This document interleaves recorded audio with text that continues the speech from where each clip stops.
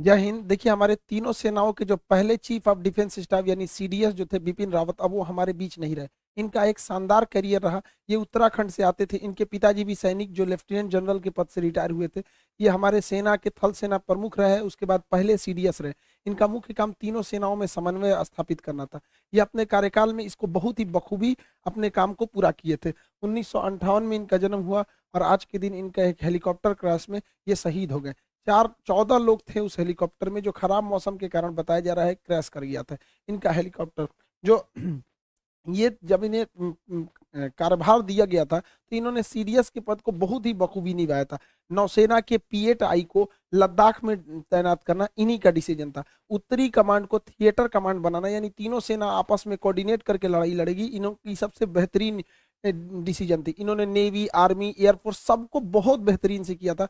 भगवान इनकी आत्मा को शांति दे। देखिए, लेकिन क्या कर सकते हैं, हमारा ये जो विमान दुर्घटना हुआ है, ये हेलीकॉप्टर ये कई बार भी क्रैश कर चुका है। इस दुर्घटना में ये साउथ इंडिया में थे, यहाँ ऊटी है तमिलनाडु के पास, यहाँ पर, यहाँ नेल्लोर के पास, यहाँ पर, यहीं पर इनका हेलीकॉप्टर जो है, इनकी पत्नी भी साथ में थी। दोनों लोग को अफसोस के मतलब बचाया नहीं जा सका। बहुत मतलब दर्दनाक ये हादसा था। पूरी विमान में आग लग गई थी। मतलब शरीर को कई ऐसे जवान थे उनमें जिनके डीएनए टेस्ट करके पता करना पड़ा यहाँ पर। तो ये ऊटी के पास ये विमान दुर्घटना हुआ है यहाँ पे। ये जो हेलीकॉप्टर है, एक्चुअली ये वीवीआईपी के लिए लाया गया था। अगस्टा वेस्टलैंड जो हेलीकॉप्टर था, जब वो करप्शन का शिकार हुआ तो Mi-17 V5 को एडवांस है, ये Mi-17 का एडवांस वर्जन है, Mi-17 V5। ये जो V5 है ये एडवांस वर्जन है, लेटेस्ट वर्जन है। इसे हम लोग 2012 के कॉन्ट्रैक्ट में लाए थे। 2018 में ये पूरी तरह से कंप्लीट हो गया था। 2019 में इसकी सर्विसिंग भी भारत में चालू कर दी गई थी। इसमें हमारे नरेंद्र मोदी भी जाते हैं। ये कई जितने भी वीआईपी लोग जाते हैं इसी से जाते हैं। अभी ये कई बार दुर्घटना भी ग्रस्त हो चुका है। 2013 में जब ये नया नया आया ही था, तभी उस समय उत्तराखंड के रेस्क्यू ऑपरेशन में विंग कमांडर शहीद हो गए थे। अभी कुछ दिन पहले ये अरुणाचल प्रदेश में दुर्घटनाग्रस्त हुआ है।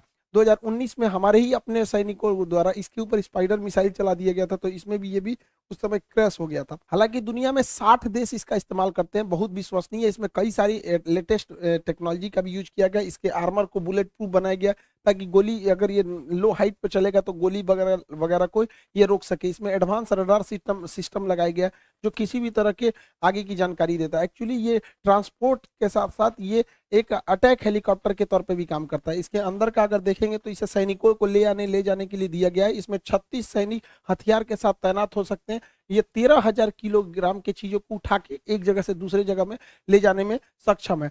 ये इसको मेनली मतलब ट्रांसपोर्ट के तौर पे इस्तेमाल किया गया था। ये बहुत विश्वसनीय दुनिया में रहा है। हालांकि कई टेक्नोलॉजी का 100% हम भरोसा नहीं कर सकते।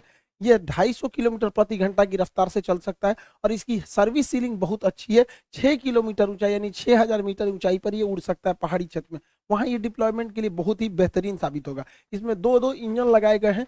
ट्विन इंजन पे ये काम करता है। नाइट विजन है इसमें, ऑनबोर्ड है ये, इसमें हर चीज की नई एडवांस टेक्नोलॉजी लगाई गई है। फिर भी ये आए दिन दुर्घटनाग्रस्त होता है। हेलीकॉप्टर में कई ऐसे मतलब देशों में भी ऐसी घटनाएं इसकी रिकॉर्ड की गई है। इसमें on board navigation system, radar, advance radar system को लगाया गया है।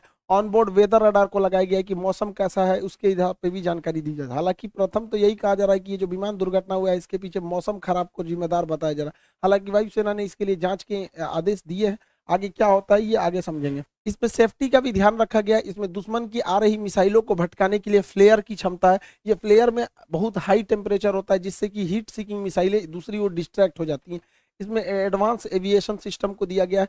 इसके कॉकपिट्स को नया डिजाइन किया गया था, कस्टमाइज करके अलग अलग हिसाबों से। इसमें इसे हम लोग यूटिलिटी के साथ साथ अटैक के रूप में भी इस्तेमाल कर सकते हैं। इसमें अलग अलग जगहों पे हार्ड पॉइंट को हम लोग जोड़ के, कारगिल की लड़ाई में इसका पुराना वर्जन Mi-17 भी बहुत कारगर साबित हुआ था, कारगिल के टाइगर हिल के ऊपर बम्बार्डमेंट करने, और जो भी बहुत हाइट पर थी। इसमें ट्विन इंजन लगाया गया है। ये यूटिलिटी के साथ, हार्ड पॉइंट के साथ साथ हमला भी बहुत तेजी से कर सकता है। इसमें कई सारे मिसाइलों को लगाया जा सकता है, अलग अलग तरह के। इसमें मशीन गन है, सब मशीन गन है, ऑटोमेटिक गन है, रडार, रॉकेट्स है, मिसाइल फायर करने की क्षमता है। उसमें मशीन गन की भी लगाया गया है, ताकि ये ग्राउंड अटैक को भी बहुत अच्छे से परफॉर्म कर सके। यह 60 देशों द्वारा विश्वसनीय हेलीकॉप्टर रहा है। हालांकि रूस की सेना में भी इसे बहुत बड़े पैमाने पर इस्तेमाल किया जा रहा है। हर देशों में इसका कमोबेश एक्सीडेंट का रिकॉर्ड रहा है। हम टेक्नोलॉजी पर 100% भरोसा नहीं कर सकते। एक्चुअली जब भी आप कोई विदेश से हथियार को लाते हैं तो उसमें परमानेंट आप मेंटेनेंस उतना अच्छा नहीं कर पाते हैं जितना आपके पास खुद का रहता है। क्योंकि विदेश अगर कोई ऐसे कल पुर्जे खराब हो गए जो विदेश से लाने हैं, तो आप उसको थोड़ा सा टॉलरेट करके भी चलते हैं कि चलो भैया अभी पूरी तरह से खराब नहीं हुआ है। लेकिन वही अगर हम अपना हेलीकॉप्टर देखेंगे, ध्रुव जो इसे हम बना रहे हैं, तो अभी हमको स्वदेशी बनाना पड़ेगा। लेकिन क्या करें, भारतीय सेना में स्वदेशीकरण, मेक इन इंडिया को सबसे ज्यादा अगर किसी ने बढ़ावा दिया था सेना में, तो बिपिन रावत जी ने ही दिया था। अब कई सारे ऐसे हथियार, ऐसे सारे ऐसे इंस्ट्रूमेंट थे जिस पे आयात पर बैन लगा दिया गया था। पहली बार भारत जो है इजराइल के बराबर हथियार एक्सपोर्ट करने में जा रहा है। तो ये भारत के लिए एक अच्छी खबर थी। खैर, बिपिन रावत जी जो थे, जब तक उन्होंने भारत रहे, भारत माता की सेवा ही किए रहे।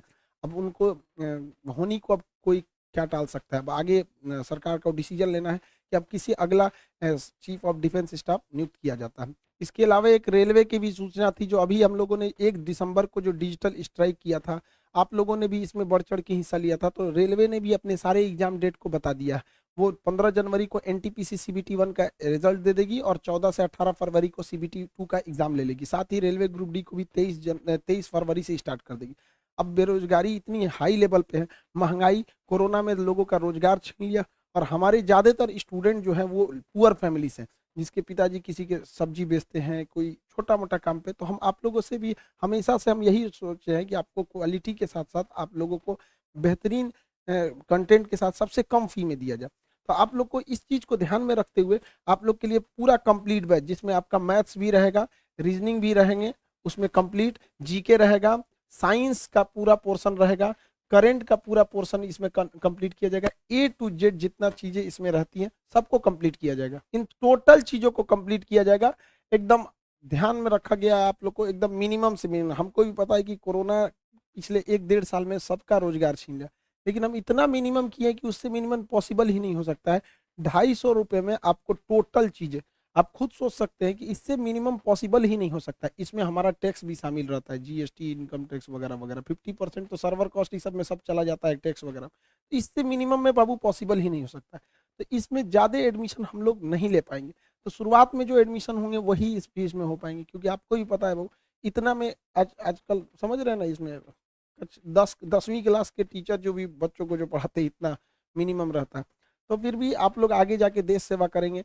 हमको भी इस चीज़ को फील करते हैं कि सबके से सबकी रोजगार को छीना था कोरोना ने। तो ये एक मौका मिला है, आप अपने माँ बाप का नाम रोशन करिए, सेटल होइए। क्योंकि कोरोना ने साबित कर दिया है कि अगर आप गरीब फैमिली से हैं तो आपको एक सेटल्ड जॉब की बहुत ज़रूरत है, वरना कोरोना किसी को भी सड़क पे ला सकता है। आई होप आप इसको जल्दी से इनरोल होंगे, और ऊपर वाला हमारे बिपिन रावत जी की आत्मा को शांति दे। मिलेंगे नेक्स्ट क्लास में। जय हिंद।